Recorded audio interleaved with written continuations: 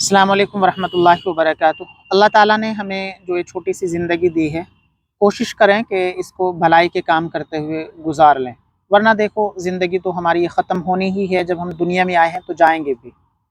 हमने जब से पिछले कुछ सालों में ये शुरुआत की है कि हमारे आसपास में, हमारे पड़ोस में, जहाँ तक हमारी रसाई हो वहाँ तक अगर किसी पे जुल्म होता हो, तशद्दुद होता हो, कोई गरीब मिस्कीन हो, उसका सहारा बना जाए, तो हमारे पास फ़ोन कॉल की तादाद भी बढ़ गई है। बहुत सारे लोग हैं जो हमसे मदद की उम्मीद रखते हैं, लेकिन हमारी भी रसाई इतनी ज़्यादा नहीं है, वसाइल भी हमारे पास इतने ज़्यादा नहीं है कि सबकी मदद की जाए। लेकिन जहाँ तक हो सकता है हम लोग कोशिश करते हैं। इसी मसले में पिछले दिनों हमारे पास राजपुरा से ही एक हमारे दोस्त हैं, उनकी परचून की दुकान है। उनका हमें फ़ोन आया कि राजपुरा के आसपास में कोई मुस्लिम बच्ची है जिसकी बिहार से शादी होकर यहाँ आई है वो बच्ची, और उसके पास 3 बेटियाँ हैं। उसका शौहर उसके साथ बहुत ज़्यादा ज़्यादती करता है, मारता पीटता है और ख़र्चा नहीं देता उसको। तो मैंने सोचा चलो उसे राशन की ज़रूरत होगी तो हम लोग राशन वगैरह उसे उस तक पहुँचा देंगे। लेकिन जब मैंने बच्ची से बात की तो मुझे और बहुत ज़्यादा तकलीफ़ हुई। वो कहने लगी कि जी वो मुझे छोड़ने की धमकियाँ देता है, वो बच्चों का ख़र्च नहीं उठाता, बड़ी बच्ची स्कूल जाने के काबिल हो गई है और वो बिल्कुल इस तरफ तवज्जो नहीं देता कि जब घर में सब कुछ ख़त्म हो जाता है, मैं कहीं मज़दूरी करने के लिए लोगों के घरों में जाती हूँ तो फिर मेरे ऊपर इल्ज़ाम तराशी करता है और ख़ुद वो शराब पीता है, ड्राइवरी करता है, जो कमाता है वो सारा का सारा नशे में उड़ा देता है। और मेरा किसी तरीके से हल किया जाए कि कम से कम मैं अपनी बच्चियों को पाल पोस लूँ और थोड़ी सी खुद मुख्तार हो जाऊँ। तो मैंने वहाँ कुछ लोगों से रब्ता करने की कोशिश की, तो हमारे एक दोस्त थे जिनका ताल्लुक़ सिख बिरादरी से था।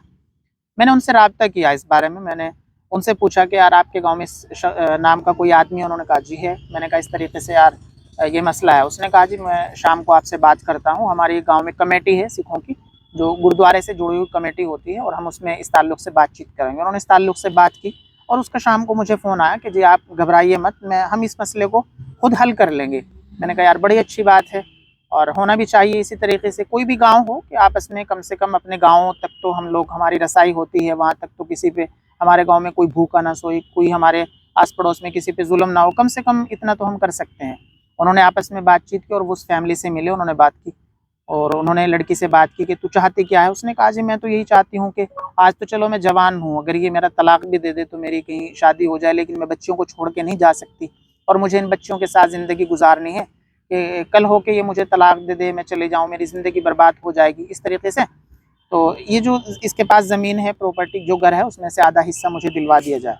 तो ये बात हुई और इस बात को उन्होंने थोड़ा मजबूती से ये बात की और आधी प्रॉपर्टी उस लड़की के नाम उन्होंने लगवा दी।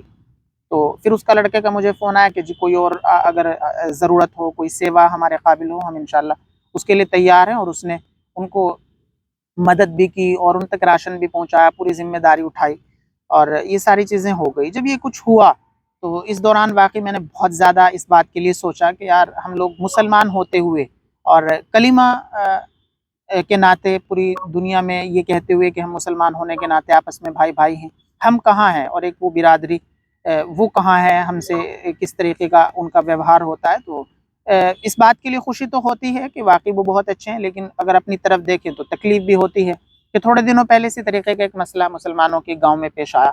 मैंने वहाँ किसी शख़्स से रब्ता किया, यार इस तरीके का मसला है, आप ज़िम्मेदार आदमी हैं, इसको हल कर सकते हैं। आप यकीन नहीं करेंगे कि मुझे सामने की तरफ से वो शख़्स एकदम कहता है उसके बारे में मत कह देना जी, वो तो दूसरी पार्टी से हैं, हमारी तो उनसे बनती ही नहीं है। हम खुदारा मुसलमान होने के नाते आपस में भाई-भाई हैं और अगर हमारे आस-पास इस तरीके से ज़ुल्म, तशद्दुद, कोई परेशान हाल है, उसकी परेशानी का अगर हम हल कर सकते हैं तो हम कोशिश करें कि हम उनकी परेशानियों का हल करें। कोई इंसान अपनी दौलत को कब्र में नहीं ले जाएगा, कोई इंसान अपनी दौलत को अपने साथ नहीं लेके जाता, सब यहीं रह जाती है। इंसान के अच्छे अखलाक, इंसान का किरदार, इंसान की अच्छाइयाँ उसे दुनिया से जाने के बाद भी लोग हमेशा उनको अपने दिलों में बसा के रखते हैं। इसलिए हम हमेशा कहते हैं कि हम इंसान हैं, हमसे भी एज़ इंसान कोई ना कोई गलती हो सकती है, कोताही हो सकती है। इसका मतलब ये नहीं है कि हम एक गलती की वजह से हम या कोई भी शख़्स पूरी तरीके से बुरा बन जाता है।